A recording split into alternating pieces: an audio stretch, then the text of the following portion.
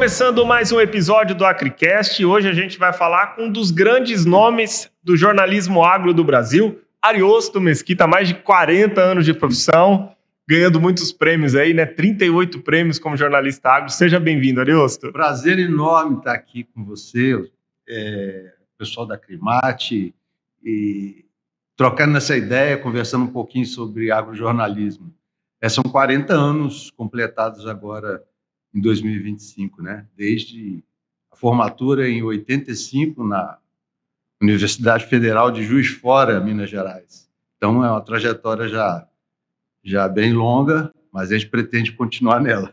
Você é mineiro, mas trabalha hoje em Campo Grande, reside em Campo Grande. Sou mineiro de Juiz de Fora, mas logo depois que eu me formei, eu fiquei mais ou menos um ano lá e logo tive notícias que havia muita demanda para profissionais em Campo Grande. Eu creio que também aqui em Cuiabá, na época, não havia escola de jornalismo, como Campo Grande não havia. Como no Centro-Oeste, como um todo, havia poucas escolas. Teve um atraso maior, né, chegar. Então, havia muita demanda profissional. Então, a gente acabou vindo para Campo Grande e resido até hoje em Campo Grande, apesar de atuar mais na mídia nacional do agronegócio. Mas é o que eu costumo falar, Augusto, quando a gente está no Centro-Oeste, a gente está no olho do furacão do agro. Aqui é o olho do furacão. Então, é aqui onde, basicamente, o agro acontece no Brasil, sem desmerecer nas outras regiões, mas aqui onde a escala é muito maior, né? E tendo profissionais aqui, os veículos de fora se interessam em utilizá-los, né, para agilizar o processo de informação. E qual que é a maior dificuldade, já que a gente está nesse olho do furacão aqui do agro, qual que é a maior dificuldade em se comunicar do agro para as pessoas ali que são mais leigas no assunto, que não entendem do agro, ou vem aquelas desinformações que o que mais acontece hoje na era digital? A gente teria que se avaliar vários aspectos. Por exemplo, o agro, a pecuária em si, mas o agro como um todo, ele tem um linguajar técnico muito puxado. Então, quando o agro conversa com ele mesmo, ele funciona muito bem porque se compreende.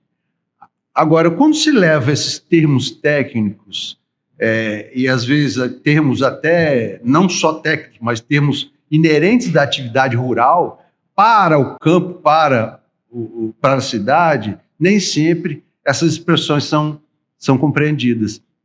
Então, eu acho que precisa haver um ajuste nessa fluidez da comunicação, ajustando a forma como você vai contar determinadas coisas, esmiuçando mais, explicando mais um pouco desse linguajar técnico e clássico do meio rural.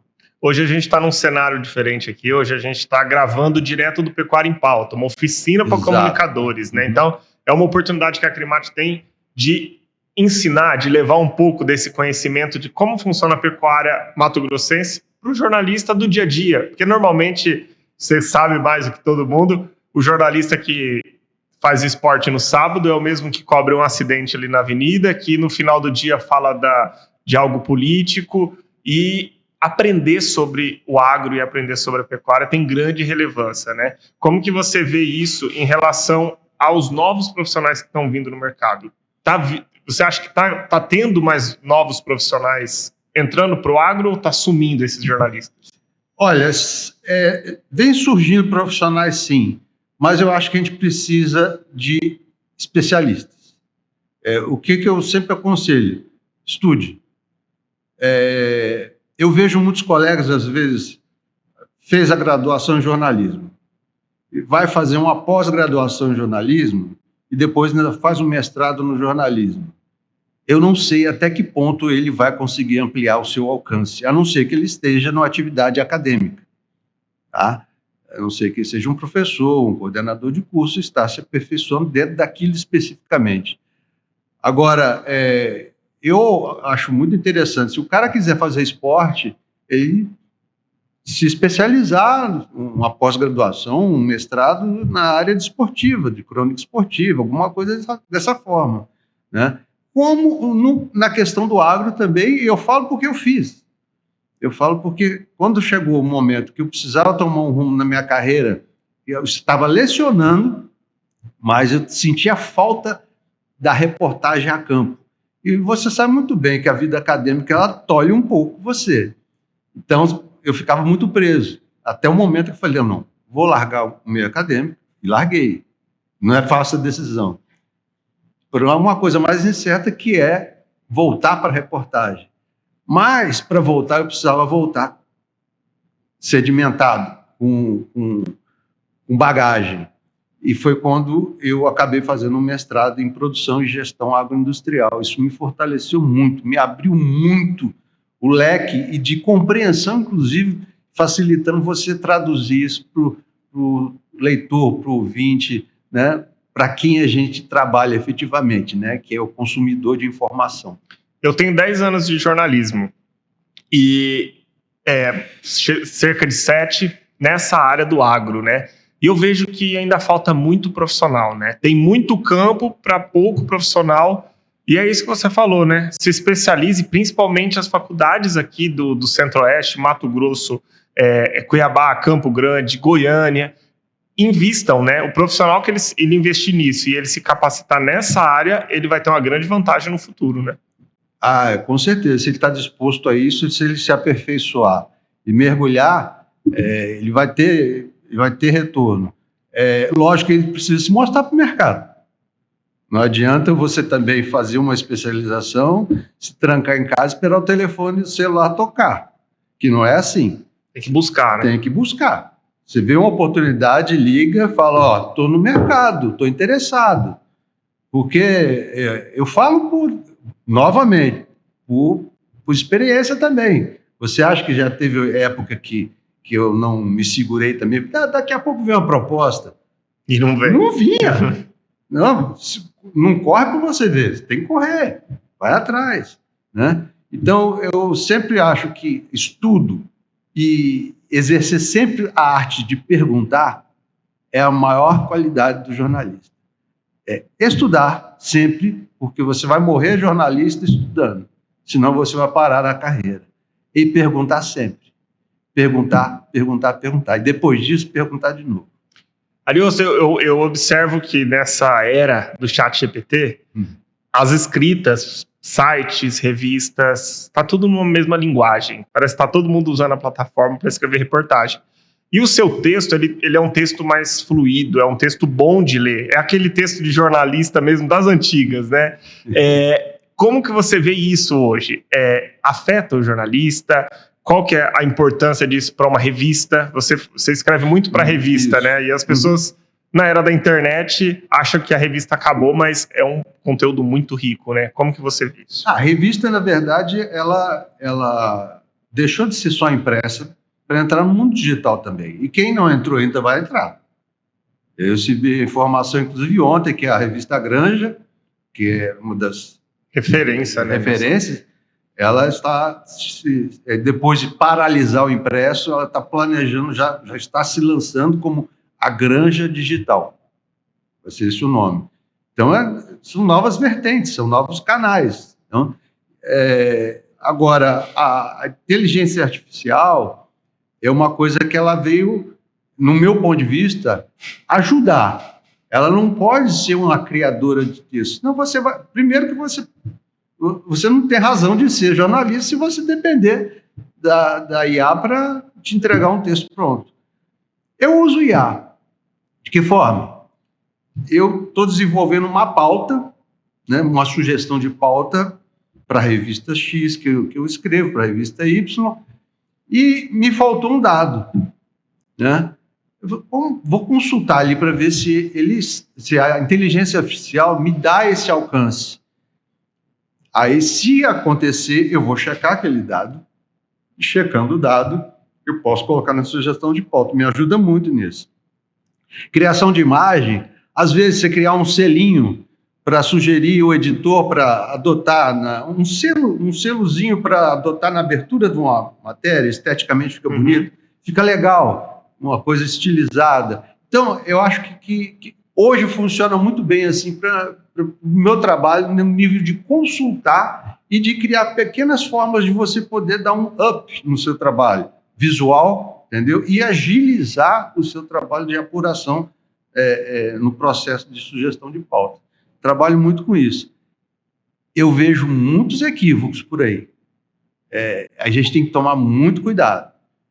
Por exemplo, criar a imagem e não identificá-la como uma criação de inteligência artificial, você pode cair num problema sério e ético.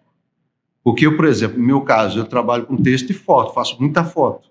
Então, se por acaso alguém usa uma imagem de inteligência artificial junto com as minhas fotos e colocar fotos Ariosto Mesquita e não identificar aquela única imagem como inteligência artificial, eu posso, inclusive, ser processado.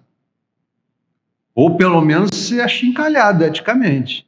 Então, é um risco muito grande, a gente tem que tomar muito cuidado. E torcer para que o jornalismo não fique esse jornalismo preguiçoso de escreva uma reportagem tal no ChatGPT e tá pronto, né? Não, isso para mim não existe. Falta humanizar. Eu acredito que falta isso. Eu tenho como uma das grandes referências do jornalismo o Nelson Araújo, Sim. que é do Globo Rural, Tive né? a oportunidade de conhecer e levar a Campo Grande, inclusive. E aí você vê ele ele desenvolvendo uma reportagem de vídeo. É maravilhoso, você escuta e você se sente naquele ambiente. Isso a inteligência artificial não vai colocar, né? Então no texto também não vai ter essa emoção, essa qualidade. Ele tem o discurso dele que ele se aproxima muito com o meio rural e, ao mesmo tempo, ele tem conexão com o urbano. Então, ajuda muito.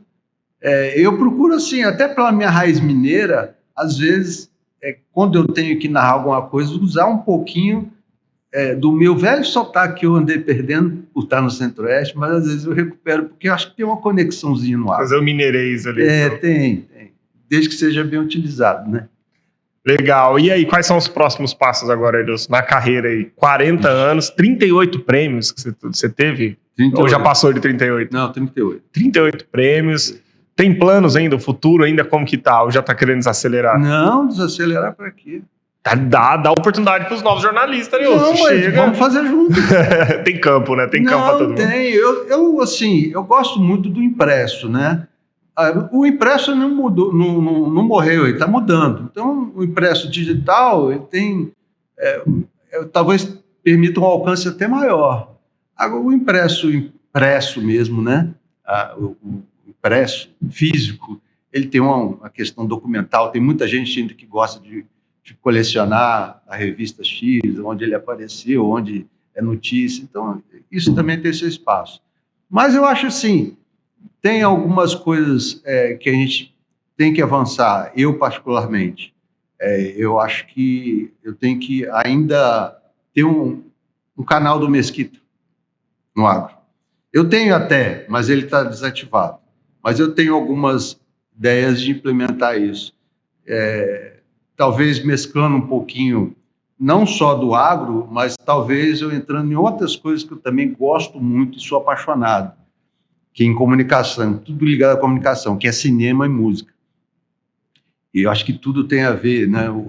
Eu gosto muito dos filmes sobre agro no cinema, né? Gosto muito dos filmes sobre música no cinema, e o cinema no agro é aquela dança, né?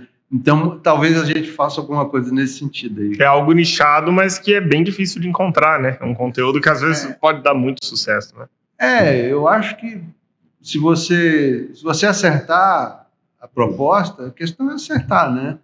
Mas eu acho que tem muito ainda que a gente pode fazer ainda. Eu quero colaborar muito. Ariosto, durante o Pecuária em Pauta, você veio como palestrante, trazendo uma pauta aí. Esse ano em especial, além de jornalistas, a gente tem publicitários, estudantes de jornalismo que estão se formando agora no final do ano.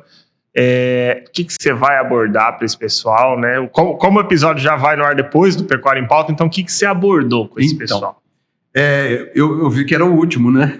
Então não adianta... Você que vai fechar o evento. Não adianta, eu imaginei o seguinte, né? Bom, vamos falar sobre isso, vamos falar sobre o ciclo pecuário e tal. Mas, mesmo assim, eu vou dar umas pinceladas, porque eu acho que uma das obrigações de quem escreve sobre pecuária hoje, o profissional de jornalismo, é conhecer ciclo pecuário. Não é uma coisa que ele vai entender num dia. Talvez ele demore um pouquinho, mas ele tem que compreender o ciclo pecuário. Muita gente pecuarista, tem muito pecuarista que não conhece o ciclo pecuário. E é uma base, né? É uma base para você entender o mercado e se planejar os seus negócios, né? E o jornalista entender como funciona realmente, né? Eu escrevi, inclusive eu mostrei, né? Um artigo sobre o ciclo pecuário, inclusive eu reproduzi aquela ilustração que o Chico usou na palestra mostrando dele. Sobre o ciclo, né? E eu escrevi em 2023, quando eu estava em baixa. Mas já prevendo que a partir de, em pouco tempo, logicamente a gente não tem bolinha de cristal para cravar, mas estava num processo já de reversão do ciclo, né? Então não é bolinha, a gente não tem bola de cristal, é um processo natural. Então isso tem que ser compreendido. E basicamente a minha experiência que mostrei para o pessoal o profissional gosta de ver o que a gente produz. Então mostrei a importância de título e imagem casada, o trabalho de fotografia casado com texto, né? Uma pincelada em questões históricas de fake news, porque isso não é de hoje. Tem uma história dentro do jornalismo, pelo menos de quase 100 anos. Então, isso tudo a gente abordou nessa conversa com o pessoal. Legal. Arius, a gente quer agradecer você por participar com a gente. É muito bom. Você veio no Acricorte também, acompanhou o Acricorte, seminário da dieta carnívora. Então, você é bem ligado. Eu tô na ponte aérea aí. Tá quase virando cuiabano já, porque tá vindo pro Mato Grosso. Mas não tem como não vir, porque muito do que acontece na pecuária é aqui.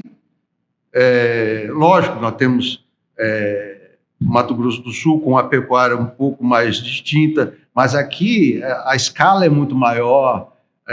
Você tem alguns avanços, como tem avanços em Goiás, tem avanços no Mato Grosso do Sul. Nordeste, que você fez uma reportagem lá, sim, mostrando o avanço da pecuária no Nordeste. Está crescendo demais. Que era algo que há um tempo atrás a gente não imaginava, né? Era quase de produzir carne no Nordeste, né? Só em nichos. Não, a coisa está crescendo. E coisas que estão mudando, né? Eu estava observando o preço do etanol aqui e o preço do etanol em Campo Grande. Campo Grande está mais barato. Eu fiz uma ligação, não sei se tem, mas eu estava pensando nisso ontem, porque eu estava dando uma caminhada aqui em Cuiabá ontem à noite e vi o preço que estava muito diferente. Campo Grande tem uma usina a 50 quilômetros da capital. E essa indústria processa milho e sorgo. Só que está apostando mais no sorgo que no milho. São 120 mil toneladas só em 2025 de processamento de sorgo para fazer etanol. Por quê? O sorgo tem um custo mais barato. E eu acredito, quando eu vi isso, eu acreditei já que está repassando isso para a bomba. E você vai ter um DDG mais barato para o pecuarista usar no coxo. Pode ser um futuro ali. Né? Então a gente já fica imaginando pauta. Vive o agro, né? Vive o dia inteiro. 24 horas. Mesmo quando eu estou ouvindo uma música ou assistindo um filme, essa ligação ali, perfeita. E quando você escuta alguém trazendo uma fake news? Eu sou vegano porque judia dos animais. Que dói, né? Não dá uma... Olha, eu até para não afetar meu mau humor, nem entra na discussão. Não discuto, a não ser que a pessoa pergunte minha opinião. Porque não vale a pena um embate.